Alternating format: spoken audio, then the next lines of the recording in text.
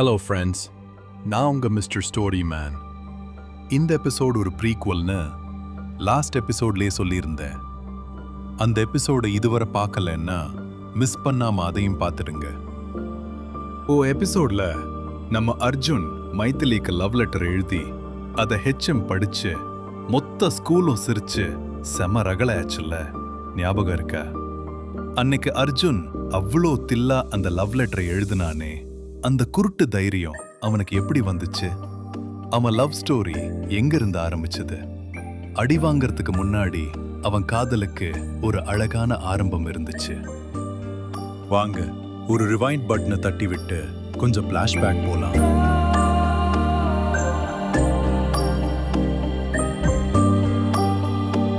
அது ஒரு சாதாரண டியூஸ்டே. ஆனா அர்ஜுன் வாழ்க்கையில அதுதான் திருப்புமுனை. மழை காரணமா பிடி பீரியட் கேன்சல் ஆகி கிளாஸ்குள்ள போக இஷ்டமும் இல்லாம கிரவுண்ட்ல விளையாடவும் முடியாம நம்ம பசங்கள்லாம் ஒரு மாதிரியான ஃபீலிங்ஸ்ல இருந்த நேரம். வெளியே ஸ்கூல் கிரவுண்ட்ல பேய் மழை, வெராண்டால இடிச்சுக்கிட்டு நிக்கிற கூட்டம். நம்ம அர்ஜுன் அப்போ 9ஆம் வகுப்பு. தன்னோட ஹீரோ லுக் கெட்டக்கூடாதுன்னு மழையில நனைஞ்சு ஃபாக்கான கண்ணாடிய கழட்டி சட்டையோட உள்பக்கமா பவ்யமா தொடச்சுக்கிட்டு இருந்தான். கண்ணாடிய மாட்டிட்டு தலைய நிமிர்ந்து பார்த்தப்போதான் அந்த அதிசயம் நடந்துச்சு. ஜல் ஜல்னு மெலிசா ஒரு கொலுசு சத்தம். வெளியே இடி இடிக்கிற சத்தத்தையும் தாண்டி அர்ஜுன் காதுல அது மட்டும் டால்பி எஃபெக்ட்ல கிளியரா கேட்டுச்சு. யாருன்னு பார்த்தா மைதிலி. ஒரு ப்ளூ கலர் ஸ்டிக் ஃபைல கூட மாதிரி தலைக்கு மேல பிடிச்சிட்டு ஒரு தேவதை மாதிரி ஓடி வந்த. அவ வெராண்டாவுக்கு உள்ள வந்து நின்னு, ஷ்பா என்ன மழைடா இதுன்னு சொல்லிக்கிட்டே தன் தலைமுடிய லைட்டா ஒரு சிலுப்பு சிலுப்புனா பாருங்க. அந்த கூந்தல்ல இருந்து சிதறின மழை துளிகள் ஏதோ வைரக்கற்கள் மாதிரி ஸ்லோ மோஷன்ல வந்து அர்ஜுன் முகத்துல ஜில்னு பட்டுச்சு. அவ்வளவுதான், அர்ஜுன் காலி. மிடில் ஸ்டம்பே பறந்துருச்சு. Clean bowled. மழையில நனைஞ்சது என்னவோ மைதிலி தான். ஆனா அன்னைக்கு ராத்திரி காய்ச்சல் வந்தது நம்ம அர்ஜுனுக்கு. இதுதான் அவனோட லவ் அட் ஃபர்ஸ்ட் சைட். அன்னைக்கு நைட்டே அர்ஜுன் மனசுக்குள்ள ஒரு கவிஞன் முழிச்சுக்கிட்டா. தன்னோட ரஃப் நோட்டோட கடைசி பக்கத்தை எடுத்து மைதிலிய நினைச்சு வேக வேகமா ஒரு கவிதை எழுதுனா. அவனோட கவிதை எப்படி இருக்கும்னு தான் நமக்கு தெரியுமே, இருந்தாலும் கேளுங்க. இன்னைக்கு வானத்துல மட்டும் இடி இடிக்கல, என் நெஞ்சுக்குள்ளேயும் இடி இடிச்சது. மழையில நனைஞ்சது நீ, ஆனா என் கண்ணு நனைஞ்சது. அப்படின்னு நம்ம புலவர் பாஸ்கருக்கு டஃப் கொடுக்கிற மாதிரி ஒரு பயங்கரமான கவிதையை எழுதி வச்சிருந்தான்.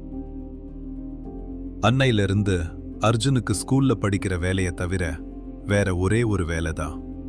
காலையில சைக்கிள் ஸ்டாண்ட்ல அவ சைக்கிள் வந்துருச்சா இல்லையான்னு செக் பண்றதுல ஆரம்பிச்சு, பிரேயர் ஹால்ல டீச்சர் கண்ணுல படாம எட்டி எட்டி பார்த்து அவளுக்கு அட்டெண்டன்ஸ் போடுறது வரைக்கும் மைதிலிய ஒரு சேஃப் டிஸ்டன்ஸ்ல இருந்து சைட் அடிக்கிறது மட்டும்தான். போய் ஏதாச்சும் பேசலாம்னு தோணும், ஆனா கிட்ட போனாலே கால் நடுங்கும். அந்த அளவுக்கு தான் தைரியம். அவனுக்கு மைதிலிய அப்படி தூரத்துல இருந்து ரசிக்கிறதே ரொம்ப பிடிச்சு போச்சு. அத அவன் ரொம்ப என்ஜாய் பண்ணி செஞ்சிட்டு இருந்தா. ஃபர்ஸ்ட் லவ்னாலே இப்படி லூசு மாதிரி சுத்துறது தானே அழகு. இப்படி போயிட்டு இருந்தப்போதான் ஒரு நாள் கேண்டீன் வாசல்ல மைதிலி அர்ஜுனை பார்த்து அழகா ஒரு சிரிப்பு சிரிச்சா. அர்ஜுனுக்கு உசிரே போயிருச்சு. ஏற்கனவே அரை கிறுக்கன் மாதிரி சுத்திக்கிட்டு இருந்த நம்ம அர்ஜுன் இப்போ முழு கிறுக்கன் ஆயிட்டா. அந்த சிரிப்ப ஏதோ கிரீன் சிக்னல் கிடைச்சிருச்சுன்னு நினைச்சு அவன் காலரை தூக்கி விட்டுக்கிட்டு கெத்தா திரும்பினா.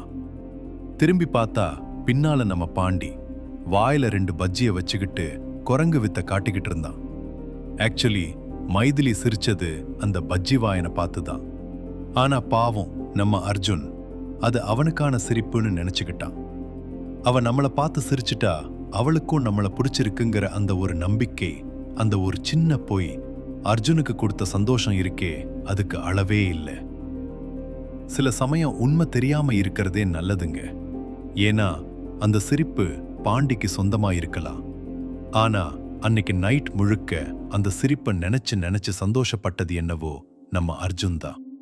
ஒரு தவறான முகவரிக்கு வந்த கடிதம் மாதிரி ஒரு தவறான சிரிப்பு.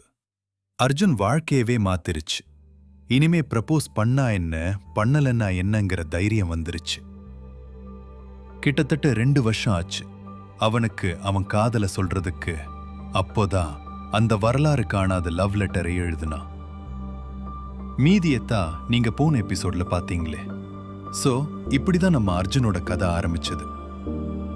இப்போ அர்ஜுன் மைதிலி என்ன பண்றாங்க? அவங்க லவ் சக்சஸ் ஆச்சா இல்ல ஃபெயில் ஆச்சா?